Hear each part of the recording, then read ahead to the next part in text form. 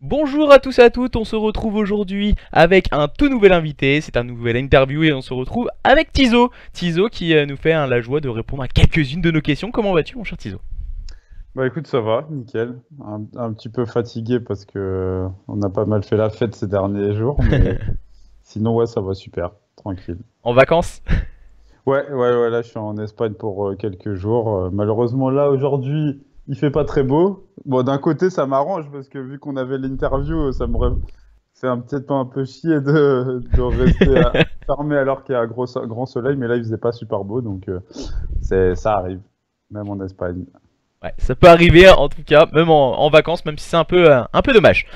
Alors voilà, je vais te demander de te présenter un peu pour les personnes qui ne te connaissent pas, même si voilà, beaucoup de personnes commencent à te connaître, hein, toi qui fais un énorme travail au niveau de la scène e-sport Call of Duty en général. Alors, petit prénom, âge, pseudonyme, et sur quel jeu travailles-tu principalement, et chez qui aussi travailles-tu principalement? Bah Léo. J'ai 32 ans, donc effectivement c'est un vétéran de la scène. Bah, moi je suis sur la licence Code depuis Call of Duty 4, donc vraiment depuis le premier Modern Warfare tout simplement. À ce moment-là j'ai lancé une chaîne YouTube qui est maintenant à presque 1 million d'abonnés. Et bah, voilà, depuis maintenant 3 ans, je me suis lancé dans l'e-sport. Parce que bah, je commençais à suivre un petit peu les compétitions hein, de loin, parce que vu que j'étais vraiment focus sur YouTube, bah, nous c'est vraiment des gameplays, les nucléaires, voilà, gameplays au couteau, au snipe, etc. Donc on est malgré tout un peu loin de la scène e-sport, mais je regardais les codes champ chaque année quand même, et bah, c'était quelque chose quand même, qui me plaisait de voir le skill des joueurs. Et donc je me suis dit, bah, vu que j'avais cette place un peu centrale entre, bah, d'un côté, Activision, Treyarch, Infinity Ward, etc., la communauté et nous, donc notre chaîne YouTube, bah, j'avais facilement moyen d'avoir des contacts avec les joueurs pour essayer de monter une équipe. Et voilà, bah, maintenant, ça fait 3 ans que je suis sur le circuit. Le circuit donc du coup amateur, Ouais, avec Red World, qui est passé ces derniers temps Monaco, si je dis pas de bêtises, hein, en tout cas tu me coupes, exactement. C'est et ça. sur le circuit professionnel, bien sûr, avec Monaco eSport en tout cas, où justement tu essayes de suivre au maximum Exactement. de l'intérieur en fait en tant que coach. Exactement. Bah, surtout bah, au début de saison, monter l'équipe, c'est-à-dire par rapport aux hommes forts de l'année précédente en général, et puis aussi par rapport à l'âge, parce que c'est vraiment la grosse problématique qu'on a sur la licence Code, c'est vu que la compétition est réservée aux majeurs, forcément ça limite les possibilités dans le recrutement. Puisqu'en plus, en général, la saison, elle commence direct, dès le début de sortie du jeu, il y a les premières compétitions. Donc, si les joueurs sont pas majeurs, ouais, évidemment, on prend du retard. Et ça peut coûter cher un petit peu plus tard dans la saison. Donc, au début de saison, voilà, monter une équipe, essayer de trouver bah, des joueurs qui s'entendent bien. Ça, c'est surtout la base de tout roster. Avant de vouloir mettre 4 monstres ensemble, il faut être sûr qu'il y ait la cohésion d'équipe et que les mecs se crêpent pas le chignon dès qu'ils sont lâchés entre eux, quoi. Donc ça, c'est très important. Une bonne communication interne. Et puis voilà, après, ça se fait bien. Toujours la stabilité hein, des équipes, il faut Ouais, penser principalement à ça. Dans un premier temps, former les jeunes joueurs. C'est ce que vous essayez de faire justement avec vos équipes moins de 18 qui font pour le moment de bons événements hein, du côté de la SFCO. Et ouais. après, ensuite, pour pouvoir les passer en jeunes plus 18, on peut les appeler comme ça, et les lancer dans le circuit professionnel. Et je pense que sur ce début, sur cette saison 1, assez satisfait de votre performance collective du côté de Monaco, ou vous espérez peut-être mieux en tout cas sur cette saison 1? Bah, d'un point de vue global, franchement, c'est une saison vraiment satisfaisante. parce que on part de très loin, sachant que Brésil, justement, la difficulté qu'on avait, c'est qu'il a eu 18 ans seulement le 19 janvier.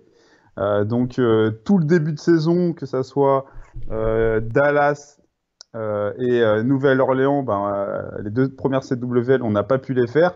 En Touquet, on avait Xenon en PU, donc c'était pas du tout évident de performer pendant les tournois online, donc pour accumuler pas mal de PP. Donc on est vraiment parti de très loin.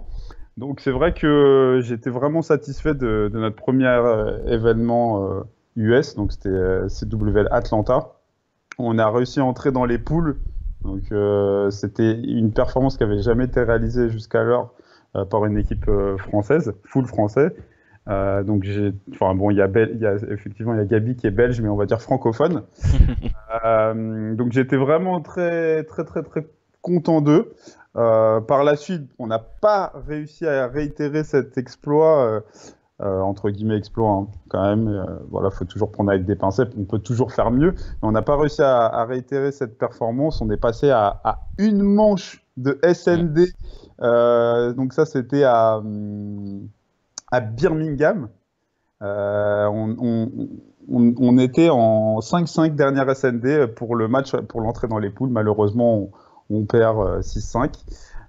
Et puis, on refait le même top à Seattle. Donc là, à Seattle, on a réussi à gagner notre ticket en gagnant la S2. Donc ça, c'est quand même très bien de le préciser. C'est quand même une très belle perf, parce que malgré tout, il y avait AAA, il y avait Supremacy, Overtime, qui sont quand même des sérieux clients. Et donc, on gagne les playoffs de cette S2 et on passe donc automatiquement invité à Seattle. Et là, on fait le même top en fait qu'à Birmingham. Un round avant le Championship Loser. Donc, on a fait une fois Championship Loser Round 1 et les deux autres Open Bracket R7, si je dis pas de bêtises. Une grosse performance. Je suis toujours mesuré dans mes propos parce que je me dis toujours que malgré tout, effectivement, c'est par rapport aux autres équipes FR, à chaque fois on a fait la meilleure perf. Même là à Seattle, on a fait une meilleure perf que Vitality, qui était descendu du coup à cause des relégations. Ils étaient plus en Pro League, donc c'était la première fois qu'ils faisaient un open bracket. Et ils ont fait un top 48, comme quelque chose comme ça, alors que nous on a fini en top 25-28 de mémoire. Mais voilà, malgré tout, ça reste un top 25-28. Donc, faut toujours être quand même nuancé. Certes, c'est une belle perf, mais on vise toujours mieux quand on se lance dans la compétition. C'est vraiment pour essayer d'accrocher au moins, on va dire, le top 20 ou le top 10. Et un jour, j'espère, on pourra rentrer dans le cash. Ça, c'est vraiment l'objectif qu'à terme, j'espère qu'on arrivera à faire, que ce soit sur une LAN en Europe ou aux US, une CWL, c'est essayer de rentrer dans le cash, donc dans le top 8.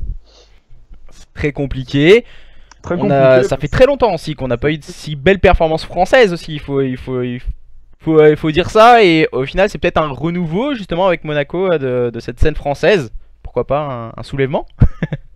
Ouais, franchement, moi je pense que je crois que c'était Tomé qui disait ça. Il disait que au niveau de la scène française, il y a énormément de bonnes individualités, mais c'est simplement que les équipes, elles savent pas faire les bonnes compos. Il disait, franchement, il y a des très très bons joueurs sur la scène française, simplement les compos sont pas bonnes. Les line-up qui sont faites, en fait, elles sont bancales. Soit il y a un souci d'entente, soit il y a un souci parce que voilà, il y a tel joueur qui veut pas jouer avec tel joueur, donc du coup on peut pas former vraiment la vraie dream team qu'on souhaiterait. Et ça, c'est vrai que, ou soit il y a le problème d'âge aussi, parce que cette année, c'est vrai que nous, ça nous a vraiment handicapé, parce on aurait peut-être eu une autre line-up si effectivement tous les joueurs qu'on souhaitait avaient 18 ans.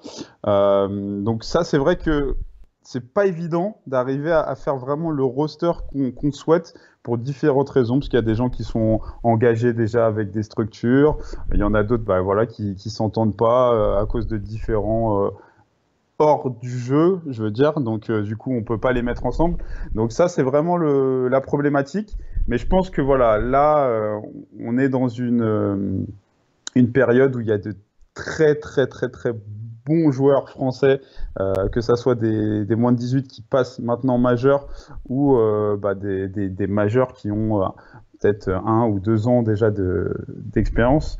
Là, on a vraiment moyen, je pense, pour Black Ops 4, de faire une équipe très très solide qui pourrait déjà être bien concurrentielle des équipes anglaises, des top teams UK, quoi.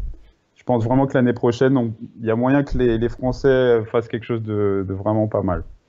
C'est vrai qu'on a une scène vraiment qui est en train de montrer un tout autre visage au niveau de la scène française, francophile, voilà comme tu disais, parce que francophone pardon, belge, suisse, on a beaucoup de joueurs comme tu disais, Gabi justement qui est belge, on a Xenon aussi que tu as parlé qui est suisse. Ouais. Donc c'est vraiment important de le souligner tout ceci, c'est pas forcément que la France, on a quelques endroits autour aussi qui peuvent en faire partie et montrer aussi du très gros niveau de jeu. Sur une autre interview, j'avais pu parler, c'était du peut-être mettre un championnat mondial en place. Donc une équipe française, une équipe anglaise, une équipe espagnole. Est-ce que toi, personnellement, sur un avis comme ceci, est-ce que toi tu serais plus d'accord ou pas trop justement, ça pourrait un peu nuire aux joueurs? De mettre forcément une équipe française, une équipe belge, voilà. Chaque pays a sa place entre guillemets quoi. Non, moi je trouve que c'est une bonne idée. D'ailleurs, pour moi, il faudrait par exemple que le code champ soit plus ou moins tourné vers cette chose-là. Parce que là, le problème, c'est qu'effectivement, au moment du tournoi, il y a je ne sais pas combien d'équipes américaines, donc forcément, ça les avantage énormément. Et comme c'est, on va dire, la Coupe du Monde de Call of Duty, c'est vraiment l'événement majeur de l'année, ce serait plus logique, je pense, qu'il y ait voilà, un système de slots par pays, de manière à ce que tout le monde soit représenté. Et aussi, tout simplement, pour l'événement, ça apporterait une visibilité énorme. Parce que là, par exemple, des pays comme, je sais pas moi, le Brésil ou l'Espagne, parce que l'Espagne, ils ont énormément de viewers Call of. Moi, je le vois hein, quand il y a des streamers espagnols ou quand on affronte des équipes espagnoles en scrim, mais tu vois direct le nombre de viewers qui montent en flèche. Donc, ils sont vraiment très, très à l'affût donc, de tout ça. Donc, évidemment, si on faisait un événement, peut-être pas le Code Champ, ou un autre événement, si c'est possible, où là, effectivement, ça soit une équipe qui représente chaque pays, il y aurait une visibilité beaucoup plus grande à l'événement, puisque tous les pays, du coup, se sentiraient concernés. Et je pense que ça peut que être positif. Après, à voir si ce serait un système de qualification donc en interne dans le pays, c'est-à-dire chaque équipe, on va dire comme une ligue française, et c'est le gagnant qui va représenter, ou si ce serait un système comme l'équipe de France de football, c'est-à-dire on nomme quelqu'un qui doit construire son équipe, même si le mec est Vitality ou Millennium ou Monaco, et il fait son choix pour faire le meilleur roster sur le papier. Mais ça peut être intéressant, effectivement. Ouais, un peu comme un système de commanditaire et prendre, voilà, je te dis, tu prends un joueur de Monaco, un joueur de Vitality, un joueur de Suprématie par exemple, tu prends un peu, tu fais un peu ton petit truc. Dream Team, ouais, voilà, c'est ça. Ça pourrait être assez classe, c'est assez sympa en tout cas de voir de ce genre d'événement. On a ça sur Overwatch, on a eu un sondage aussi, il me semble sur R6, qui avait fait exploser les compteurs de vote, c'était vraiment incroyable C'était il y a quelques mois, si je dis pas de bêtises. C'est un petit duel entre les Français et les Brésiliens. C'était pour Vitality. C'est Vitality qui l'a emporté sur le fil. Ouais. Alors que derrière, il y avait eu des gros influenceurs, même je crois. Neymar Neymar, oui. Oui, Neymar. Donc, ouais, franchement, gros GG AV d'avoir remporté ce sondage parce que c'était assez fou comment c'est parti. C'était assez sympa en plus à voir. Alors, on va parler également de toi, ton passé dans l'e-sport. Comment ça s'est passé? Où as-tu démarré? Parce que voilà, tu viens de quelque part aussi, Tizo. Pourquoi, en tout cas, tes débuts dans l'e-sport, mais aussi tes meilleurs moments, les meilleurs moments que toi, personnellement, dans l'e-sport, tu as vécu. Avec qui aussi? Ok, alors, comment je me suis lancé dans l'e-sport? C'était sur Advance Warfare. À l'époque, c'était sur PS4, alors que la compétition était sur Xbox. encore à cette période-là. Mais nous, bah, on jouait sur PS4, donc je me voyais pas aller sur une plateforme que je connaissais pas, avec une scène que je connaissais pas, des joueurs que je connaissais pas dès ma première saison. Donc je me suis dit bon, on va faire quand même quelque chose sur PS4, sachant que SFCO à l'époque faisait donc à chaque événement, un événement PS4 et l'équivalent Xbox.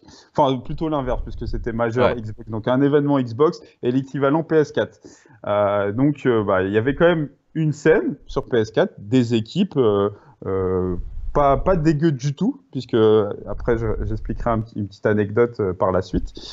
Et donc, j'avais monté une équipe.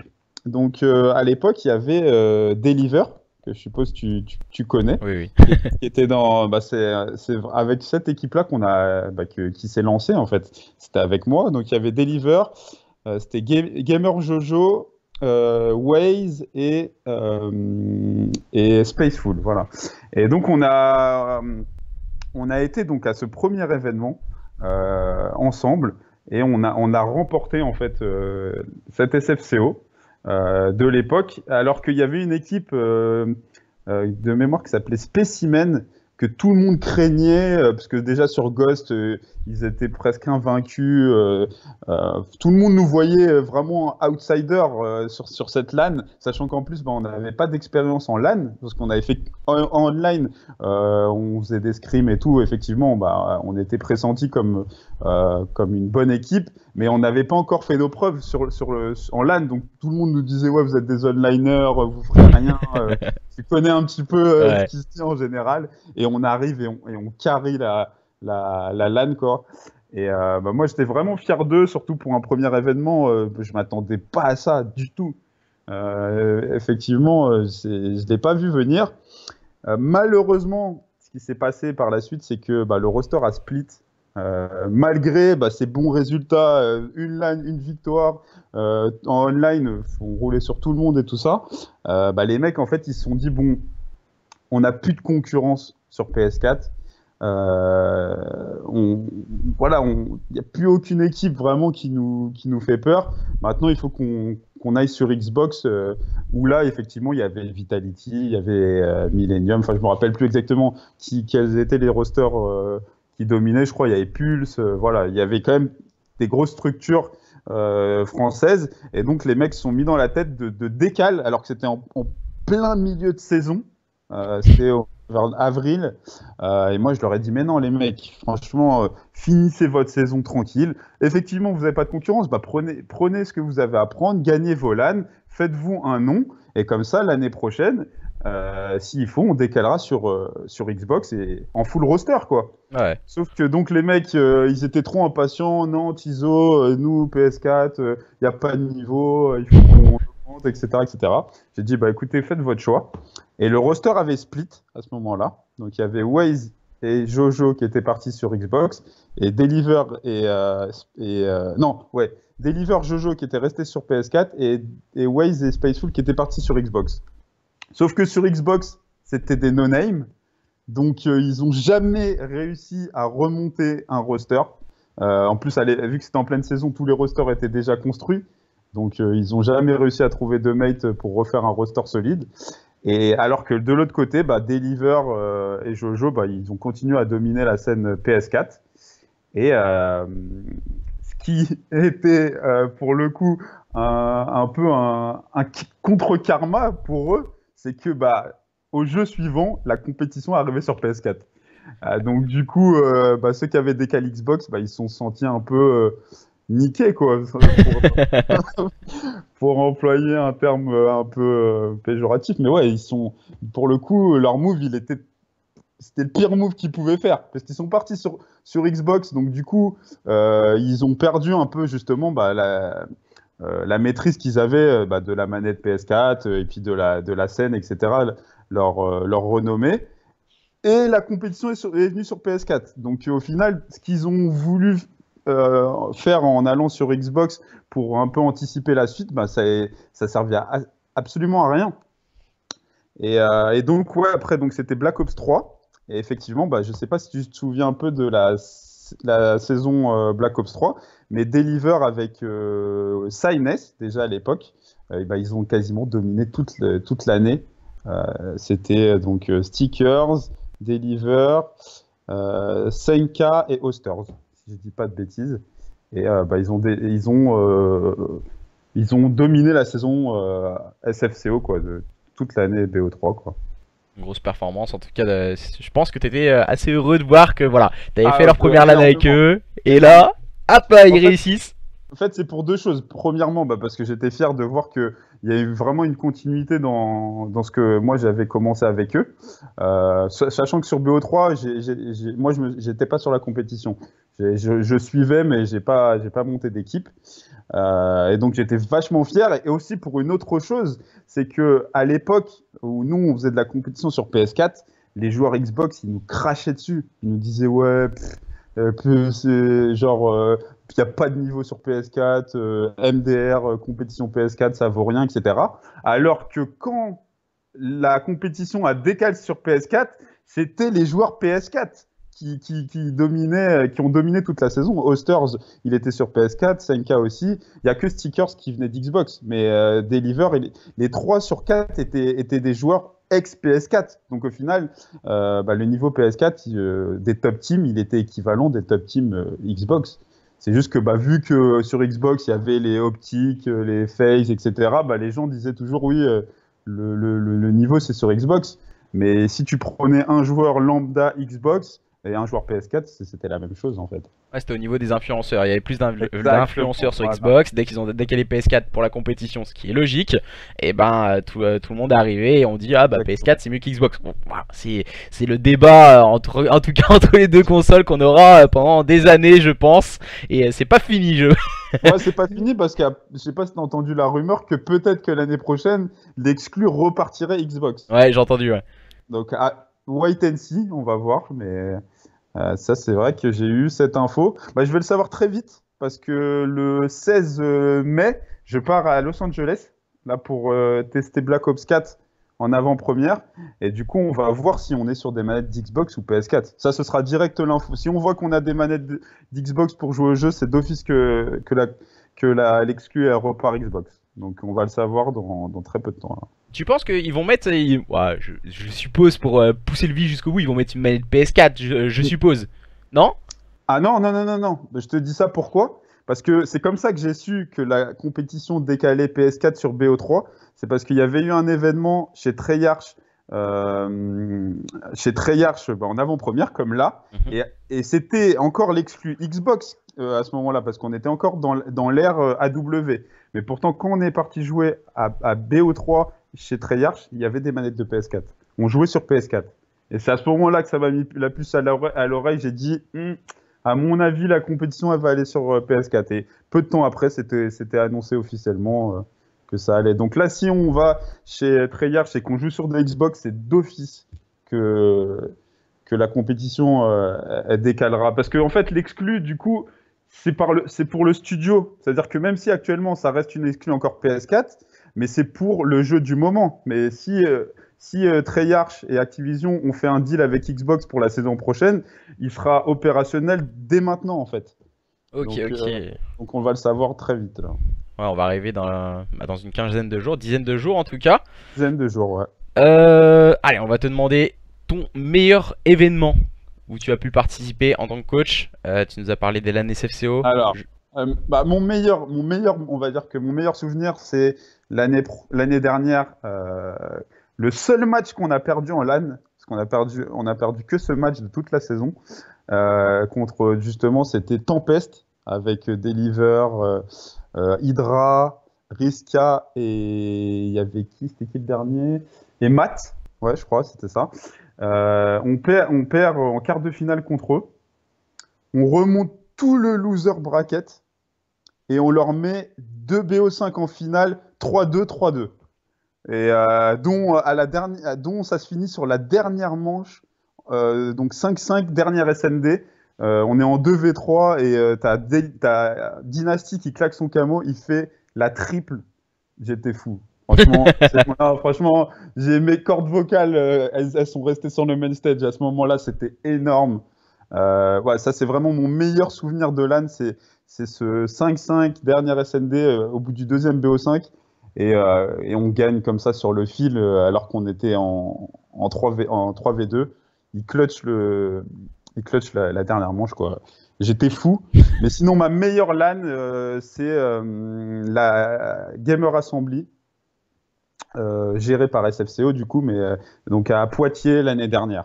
Là, vraiment, c'était un tout, pas la LAN en elle-même. La LAN, elle était basique, mais en fait, on avait loué une villa, on était en gros comité, on était 8. Il y avait nos JFX, notre photographe, le roster, il y avait Meyane aussi, euh, qui est ma collègue chez Monaco. On s'est fait une raclette, on a bougé, non, c'était vraiment meilleur événement que j'ai fait pour l'instant, même mieux que les CWL, parce que vraiment, il y avait une ambiance de dingue et vraiment, il reste dans mes mémoires au niveau LAN, ce serait celui-là. Ouais, Ce serait grande ça. famille, hein. Grande famille du côté de chez Monaco en tout Ouais, cas, et je pense c'est que ça, vous Red avez World kiffé. Family. Donc voilà, grande famille du côté de chez Monaco. Euh, En tout cas, alors, qu'est-ce que je pourrais te demander autrement? Qu'est-ce qui t'a pu te faire grandir comme personne dans l'e-sport? On sait très bien que, voilà, on a tous un peu un palier dans l'e-sport, nos débuts. Mais Ouais. aussi, il y a des personnes qui t'ont permis d'apprendre ce que tu aimes et de faire cela de ta passion en tout cas. Bah moi, franchement, ce qui m'a appris, je vais pas dire une personne en particulier, Mhm. mais c'est vraiment la SFCO qui m'a vraiment permis de comprendre les mécaniques en fait euh, en compétition, les choses importantes pour qu'une équipe fonctionne. Parce que c'est vraiment en fait quand on a une équipe sur le papier qui est monstrueuse, et qui est online, performe, etc. On peut jamais vraiment savoir comment ça va se passer en LAN. Et c'est vraiment en LAN qu'on voit les gens, enfin les joueurs qui sont en confiance, ceux euh, voilà, qui ont du sang-froid. C'est vraiment là où les joueurs se révèlent. Et je pense que bah, voilà, moi, ce qui m'a vraiment appris, c'est bah, cette saison, la saison dernière en amateur à la SFCO, où j'ai pu vraiment voir sur le terrain bah, comment mes joueurs évoluaient, qu'est-ce qu'il fallait améliorer euh, voilà, pour qu'ils progressent. C'est vraiment ça. Je pense que on a beaucoup de chance, vraiment, vraiment, vraiment beaucoup de chance d'avoir la SFCO. Je dis pas ça parce que j'apprécie leur travail, etc. Là, c'est vraiment d'un point de vue objectif. Quand je vois par rapport à d'autres pays, style Angleterre, Allemagne, Italie, pas Espagne, parce que c'est vrai que maintenant, Espagne, ils ont aussi une ligue un peu, on va dire, équivalente SFCO. Mais voilà, quand on voit ça, bah ça, ça se, ça se matérialise par le fait que bah, nos joueurs, en prenant cette expérience en LAN très jeune, je pense à Zach qui a plus de 40 LAN alors qu'il a même pas 18 ans, c'est fou. Et du coup, c'est vrai que quand il va arriver dans des événements majeurs, style CWL, etc., bah, il n'aura pas forcément cette appréhension de dire ah c'est nouveau, c'est un univers que je connais pas trop, et du coup il faut un temps quand même pour arriver à gérer la pression des événements de ce style. Mais quand tu as voilà, ce bagage derrière toi aussi jeune, bah, je pense que c'est énormément positif. Et justement, cette nouvelle génération qui est en train d'arriver et qui arrive aussi, ceux qui ont 17 ans, notamment Cobra, Zach, ce style de joueur, bah, clairement, ils vont faire la diff. Ils vont faire la diff et je le vois vraiment bah, par rapport rien aux autres équipes anglaises.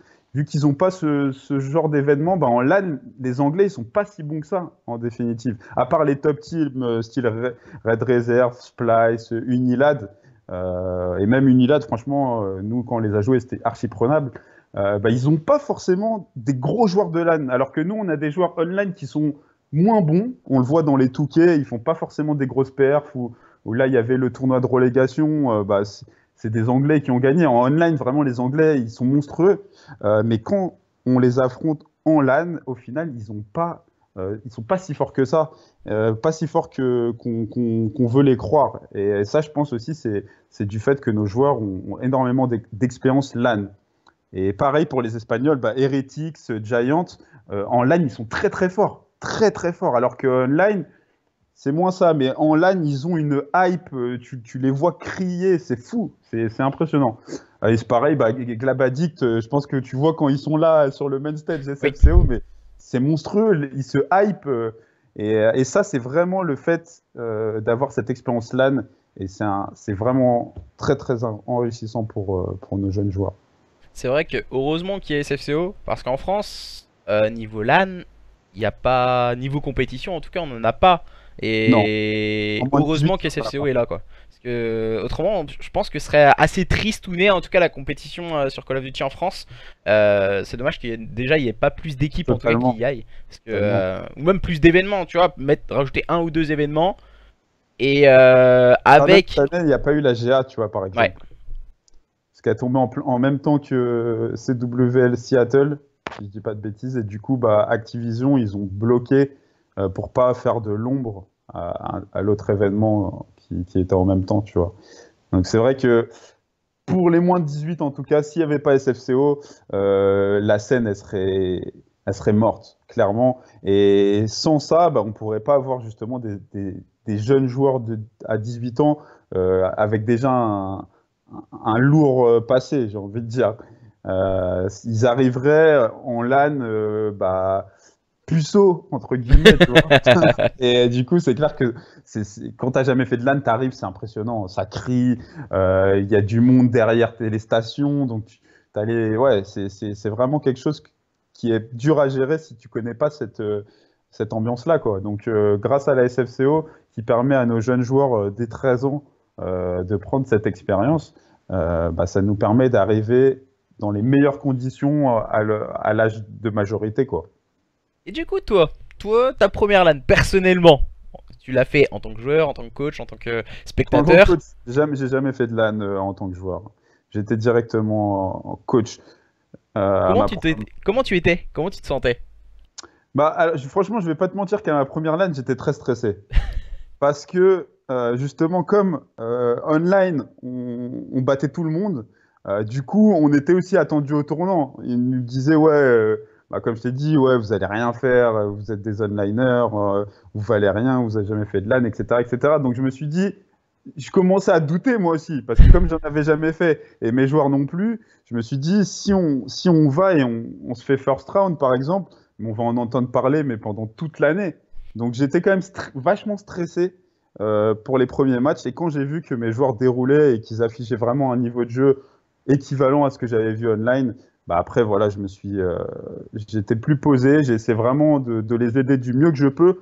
Moi, c'est vrai que en tant que coach, je suis pas celui qui va dire oui, il y a un mec top, il y a un mec là, push là, push là, push là. Non, parce que mes joueurs, ils connaissent le jeu. Et aussi, c'est pas dans leur intérêt qu'ils soient en mode assisté. C'est-à-dire que en CWL, par exemple, tu peux pas être au micro avec les gars. Donc, s'ils ont tout le temps l'habitude que tu les aides dans leur com et tout ça, au final, ils vont se retrouver perdus en événement. Donc moi, c'est pas vraiment ce côté-là de coaching. C'est plus voilà dans un coaching mental, c'est-à-dire les mecs, j'essaye qu'ils soient dans les meilleures conditions. Quand je vois que ça tilte un petit peu, de trouver les bons mots pour qu'ils gardent la tête froide, pour se canaliser.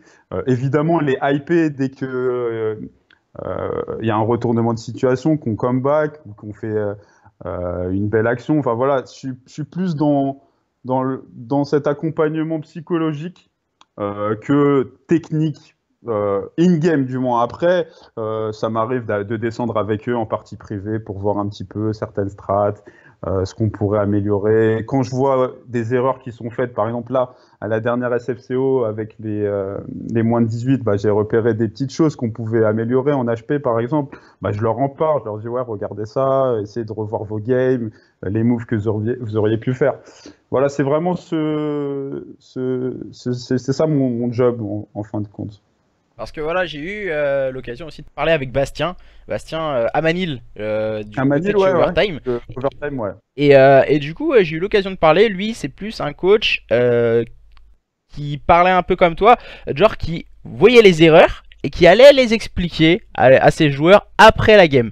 Pas le genre de coach à aller justement comme tu parlais, dire voilà il faut comme ça, il faut faire ci, il faut faire ça. Non voilà, c'est plus dans un esprit de correction justement de l'équipe et justement de les soutenir mentalement et que ce soit in-game mais aussi out-game. Donc à l'extérieur, dans leur vie IRL, parce que si ça va mal dans une vie IRL, Oui. in-game ça va totalement se ressentir et c'est ça justement qu'il essaie de nous expliquer. Est-ce que toi tu es un peu de ce même avis que lui? Ouais, totalement, totalement. Je le vois parce que dès qu'il y a un joueur qui a des petits soucis familiaux ou avec les cours ou avec sa copine, tu le vois qu'il est pas dedans en fait. Parce qu'il a il a la tête occupée par quelque chose d'autre. Et je pense que bah, pour être performant, mais pas que dans l'e-sport, hein, que ce soit dans tous les domaines, bah, il faut être 100% dans ce que tu es en train de faire, être focus bah, dans ton sport ou dans ton jeu pour l'e-sport. Et si voilà, tu as quelque chose qui te dérange hors du jeu, hors de ce que tu fais, forcément ça aura un impact. Et bah, quand on n'est pas à 100%, à moins vraiment d'être largement au-dessus des adversaires, du coup ça devient difficile. On a vraiment besoin de toutes les forces d'un roster, que les 4 joueurs soient à bloc pour pouvoir gagner des matchs. S'il y en a un qui doit se faire carry pendant toutes les games parce que bah, justement il vient de se faire larguer la veille par sa copine, bah, c'est délicat. Donc c'est vrai que c'est vachement important d'avoir un accompagnement aussi hors du jeu, parler avec les joueurs, essayer de les aider s'il y a des choses qui vont pas. Il faut vraiment que ça soit un accompagnement global. Et c'est ce qu'on essaye de faire à Monaco, que ça soit avec les moins de 18 ou avec les plus de 18. Essayer d'être à leur écoute un maximum. Après, on n'est pas leur papa, on n'est pas leur maman non plus. Il y a des fois, quand ils abusent aussi, je leur dis bon les gars, voilà, moi aussi j'ai une vie, c'est pas mon gagne-pain l'e-sport, je le fais vraiment parce que j'aime ça, c'est une passion, mais voilà, je peux pas être non plus derrière vous du matin au soir. Donc faut aussi se responsabiliser, mais j'essaye au maximum de les aider du mieux que je peux avec l'expérience que j'ai aussi simplement de vie, puisque je suis plus vieux qu'eux. Il y en a, j'ai le double de leur âge, tu vois. J'ai aussi moins de bagage. Je pourrais à la limite être leur père, des fois. Donc, j'essaie de les aider avec des conseils que moi-même j'applique dans ma vie, quoi. Ok, ok. Des projets, que ce soit personnels ou du côté de Monaco, à venir en tout cas dans les mois, les années à venir? Des projets personnels, j'en ai. Après, c'est pas forcément des projets par rapport à l'e-sport, c'est vraiment des projets par rapport à mon travail, à ce que je fais sur YouTube notamment. Mais par rapport à l'e-sport, j'ai vraiment hâte de tester Black Ops 4, justement, pour pouvoir voir ce qu'il a dans le ventre. Est-ce que ça va être un jeu à jetpack? Est-ce que ça va être un jeu au sol? Est-ce que ça va être un mix des deux? Parce que j'ai entendu ça aussi en rumeur, que apparemment ce serait un mix jetpack au sol. À voir. Donc voir ça vraiment. Donc ça va arriver très vite, une fois de plus, d'ici 10 jours. Et en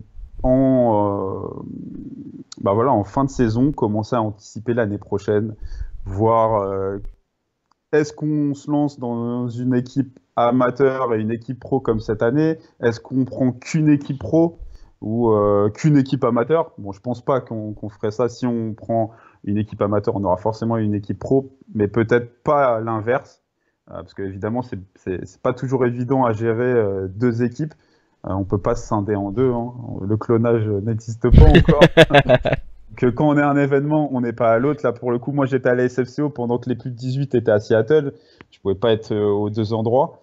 Donc ça, il y a des petits soucis aussi de logistique de ce côté-là. Mais ouais, si le jeu me plaît et que mes joueurs, il leur plaît aussi, je pense vraiment qu'on va essayer de monter un gros truc pour l'année prochaine. Parce que là, pour une fois, on commencera la saison avec toute la line-up à 18 ans. On n'aura pas de retard comme l'année dernière, donc on pourra vraiment défendre nos chances dès les premiers événements. Et je pense qu'il y a vraiment moyen de faire une très très belle compo l'année prochaine avec le vivier de joueurs qui arrive et qui est déjà là. Ouais, ça me plairait bien. Si le jeu me plaît, je pense qu'on va repartir hein, pour une saison. Hâte de voir ça en tout cas. Et allez, dernière petite question. Penses-tu que Call of Duty a encore un avenir à l'heure actuelle? Call of Duty dans son ensemble ou tu parles dans l'e-sport? Dans l'e-sport en général, parce que oui, c'est vrai que tu nous as parlé un peu de perf aussi sur tes débuts, plus côté e-sport que autre. Côté e-sport. Moi, je pense que oui, parce que bah, déjà, là, pour le coup, Black Ops 4, c'est Treyarch. Treyarch, leur jeu, ils ont toujours fait mouche. BO1, il était génial. BO2, bah, c'est là où la compétition a explosé. BO3, ça a été aussi une réussite, je pense, en e-sport, que ça soit amateur comme pro, tout le monde a kiffé. Donc, je pense que, à moins qu'ils se loupent, le jeu risque d'être génial. Donc, il va plaire à la communauté. Et bah, de toute façon, c'est la communauté qui fait est-ce que l'e-sport il fonctionne ou pas. Parce que si c'est une saison comme IW, bah, y a très très peu d'équipes. Donc, forcément, il y a peu de viewers sur les streams. Il y a peu de hype autour du jeu. Donc, bah, la saison est pas top. Mais quand voilà, c'est un jeu qui plaît plus, comme par exemple cette année World War 2, je pense que tu te souviens des tickets team pour les, et les CWL qui partaient en moins de 10-15 Oui, minutes à chaque fois oui, oui. pour des 176 slots. C'est quand même ouf de voir ça. Donc il y avait quand même une grosse hype bon, qui est retombée un peu, mais ça c'est normal. Il y a aussi Fortnite qui est pour beaucoup, je pense, au fait que COD il se retrouve un peu délaissé là en milieu de saison. Parce que tout le monde joue à Fortnite et tous les influenceurs sont dessus. Donc il y a quand même un effet entre guillemets mouton qui se crée et les gens suivent le move. Mais ouais, je pense clairement que si Activision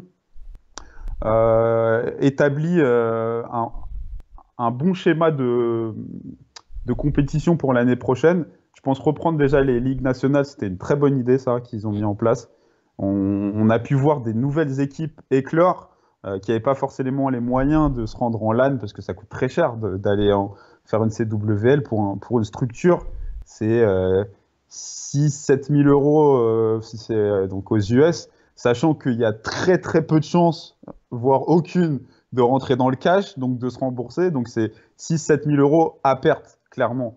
Enfin, en investissement, je parle. Ouais. Après, il y a les sponsors derrière, etc. Mais en tout cas, l'argent qu'on investit, il y a peu de chances de les voir repris par un cash price. Donc c'est très très lourd pour une structure. Donc de faire ça en place pour des équipes, de pouvoir défendre leurs chances et peut-être être qualifié gratuitement pour aller en LAN, c'est une très très bonne chose. Donc j'espère qu'ils referont ça. Après, juste le système de Pro Points, à voir s'il n'y a pas mieux. Parce que c'est vrai qu'il fait toujours débat et il n'est pas forcément toujours très légit pour qualifier des équipes. Donc c'est le seul truc qui a peut-être à changer. Mais moi je suis confiant et malgré tout, cette année encore, les chiffres sont pas dégueux quand même en termes de viewers par rapport aux années précédentes. Évidemment, c'est pas comparable aux jeux PC style CS, League of Legends, etc. Mais voilà, ça reste pas mal. Et puis en plus, peut-être qu'il y aura un Battle Royale qui pourrait vraiment, vraiment relancer la hype sur COD, je pense. Tu penses que ce serait bien un Battle Royale sur Code? Parce que Ouais. ça fait beaucoup débat quand même.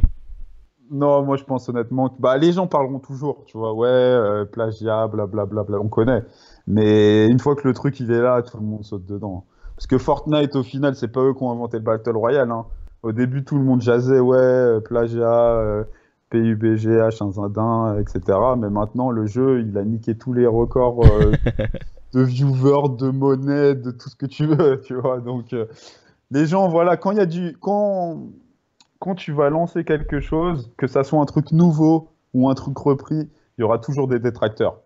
Moi, je l'ai compris depuis longtemps et c'est dans tous les domaines comme ça. Parce que même dans le business, c'est comme ça. Tu vas lancer un nouveau business, tout le monde va te dire ouais, mais non, ton truc, ça va pas marcher. Si ça marchait, il y aurait d'autres gens qui l'auraient fait avant toi, etc. Et quand le truc il cartonne, ah ouais, putain, mais j'avoue, t'as eu la bonne idée en fait. Voilà, tu vois, les gens en fait, ils auront toujours des choses à dire. Et si tu attends d'écouter les avis des gens pour faire quelque chose, t'avanceras pas. Donc, pour moi, je pense que il y a un marché sur le Battle Royale, clairement. Tout le monde apprécie ce système. Call of, ils ont toutes les cartes en main pour le faire. Une grosse communauté, un jeu FPS arcade, donc qui peut facilement être intéressant donc, dans ce style de jeu. Et en plus, il y a eu déjà des fois des modes en troisième personne. Je me rappelle notamment sur MW2, il y avait un mode à la troisième personne où tu voyais vraiment ton bonhomme avancer. Je sais pas si tu as connu ce mode de jeu-là. Il y avait mode troisième personne, donc on voyait ton perso en TPS, quoi, donc comme sur Fortnite. Donc il pourrait très facilement faire un Battle Royale Call of qui sera très très bien. Ça, y a pas de souci. Donc, hâte de voir ça en tout cas, mon cher Tizo. Tizo qui nous dit qu'il faut toujours prendre les devants dans la vie RL, mais aussi dans Call of Duty. Je pense que on peut en terminer là-dessus, sur ces mots très patriarches en tout cas de toi, Tizo. Et quelques petits mots peut-être de la fin, Tizo. Merci en tout cas à toi pour m'avoir invité. C'est vachement cool de discuter e-sport. Puis j'ai pas toujours l'occasion justement de discuter avec des gens qui comprennent vraiment ce que c'est, parce qu'autour de moi, je parle de mon entourage proche, personne est dans ce domaine-là, donc j'ose même pas en parler avec eux, ils comprennent pas grand-chose. Donc ça fait toujours plaisir de partager avec un fan de ça. Et puis voilà, je remercie tout le monde, que ce soit mes joueurs, que ce soit tous les gens que j'ai cités, le staff SFCO, la structure, Monaco eSport, maintenant qui est passé en ASM eSport, on n'en a pas parlé, mais bon, ça c'est... On en parlera, nous, prochainement avec un communiqué officiel. Donc voilà, je remercie tout le monde. Et on a toujours ce petit projet de tournoi, mon cher ami. Ça, je t'ai pas oublié. Et c'est toujours dans les cartons. Le seul problème, c'est qu'il y a eu tellement d'événements successifs que j'ai pas trouvé le moment opportun pour le placer. Mais il faut vraiment qu'on se trouve un créneau pour faire ce petit tournoi qui sera ouvert à tous et qui sera, je pense, pas mal du tout pour la communauté. Ouais, donc il y a ça qui viendra aussi. Un petit tournoi organisé par Tizo et son organisation pour mettre un peu de baume au cœur à cette scène Call of Duty.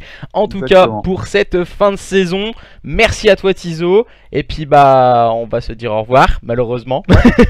Et puis à la prochaine. Salut. À très bientôt, je pense qu'on se voit au playoff SFCO peut-être. Je sais pas, on verra. Bon, allez, à bientôt, merci beaucoup à toi. Bon, allez, ciao.